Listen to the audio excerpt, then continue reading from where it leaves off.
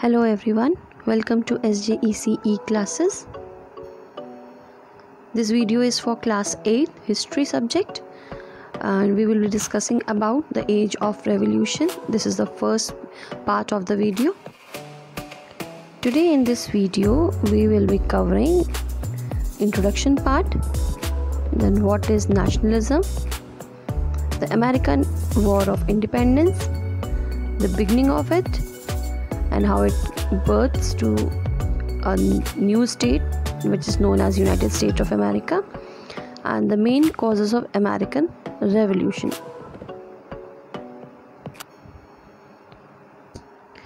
In the 18th century, two remarkable revolutions in America and France strengthened the force of democracy and nationalism in the modern world. The first one that I have told you, the American Revolution, was a landmark which inspired the people of other countries to overthrow their colonial masters and paved the way for democracy. In the same way, the French was also very important, French Revolution. The French Revolution was social, political and religious in nature and ended the rule of the kings. It also strengthened the middle class, uplifted the downtrodden people of the society and introduced democratic ideas. Now, what is nationalism?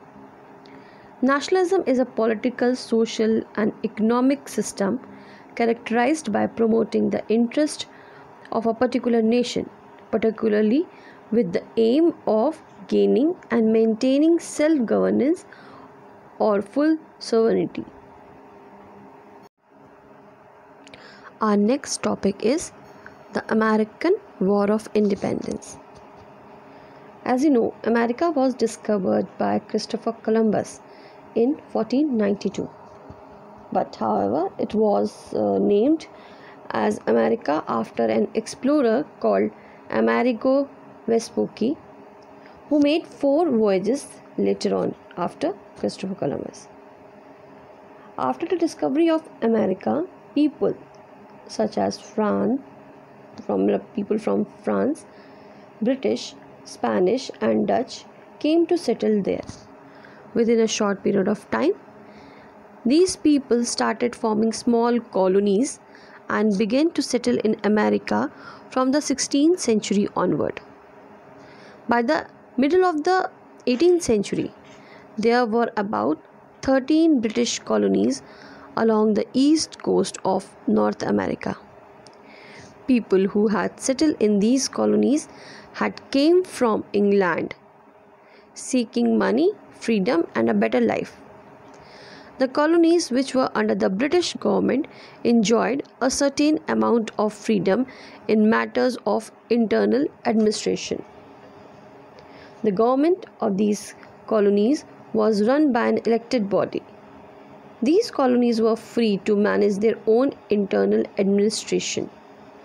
However, trade and economic matters were controlled by the British government only. In the same way, every colony had a governor and a local council. The people who resided in the colonies elected the representatives of local council, which passed laws and levied tax on people. As the time passes, these colonies developed and started considering America as their own country. They began to demand self-governance for their own country from British, which was under the British government. The British government did not pay any attention to the demand for the self-government.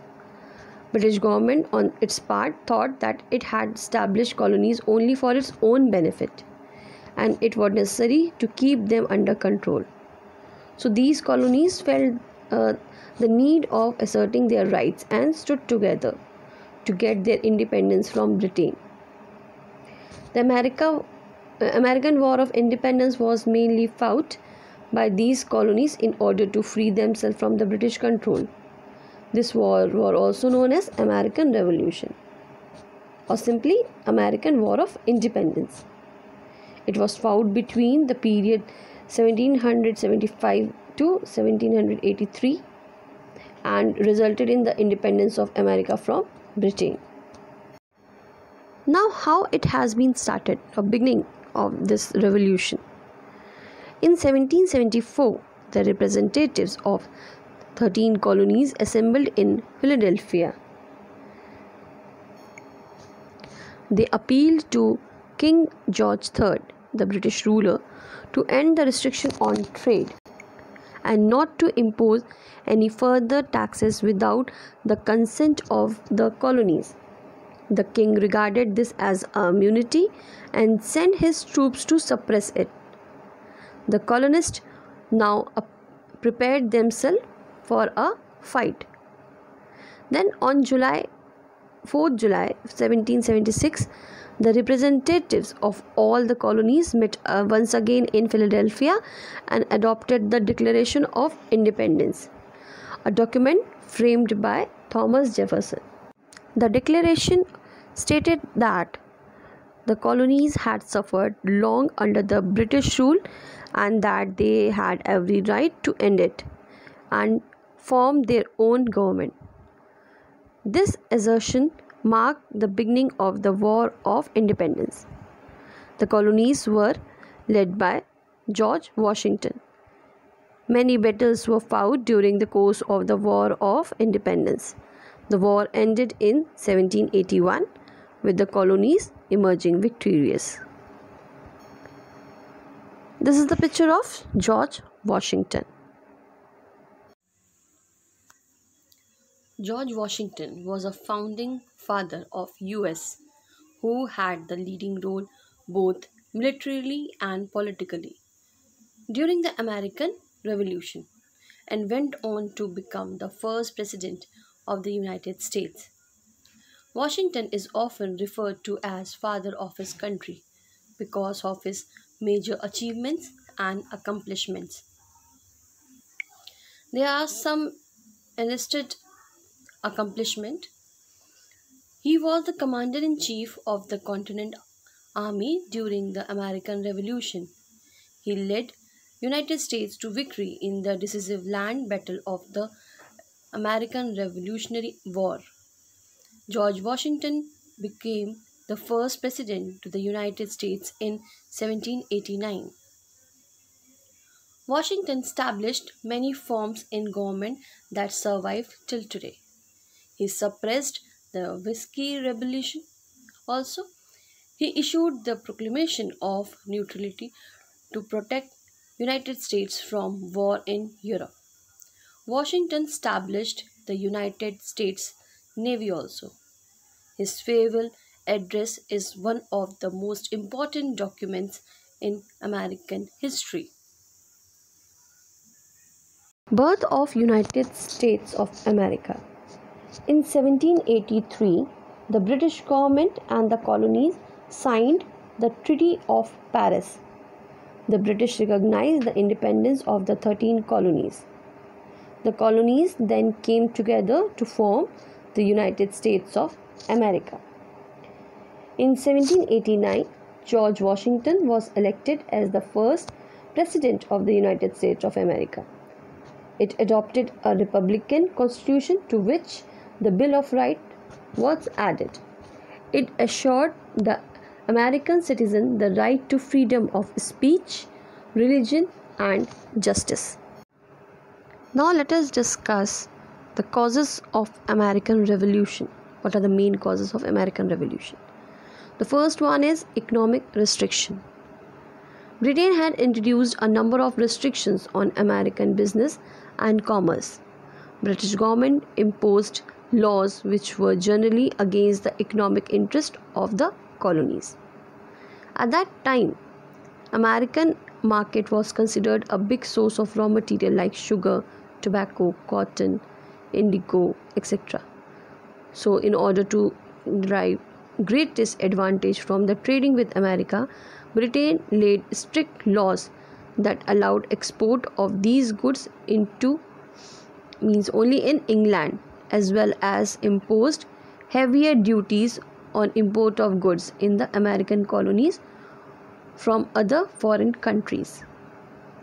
all their trading activities, whether industrial, economic, and even westward expansion, were strictly controlled by Britain. According to the Navigation Act, only British vessels were allowed to enter a colonial port. The Molasses Act levied heavier duties on sugar and molasses. Molasses is a syrup produced while refining sugar, which the colonists brought from themselves. Then Stamp Act also has been introduced. It was passed by George Greenwell, the Prime Minister of England, in 1765. This act made it compulsory to affix a stamp on every document. It was imposed at the time when Americans were already suffering due to shortage of currency and economic depression.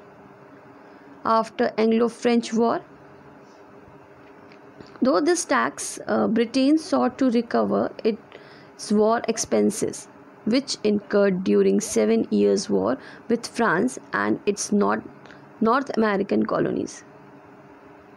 This act increased duties on all newspapers, legal and commercial documents, and imposed stamp taxes on all business and legal transactions in America.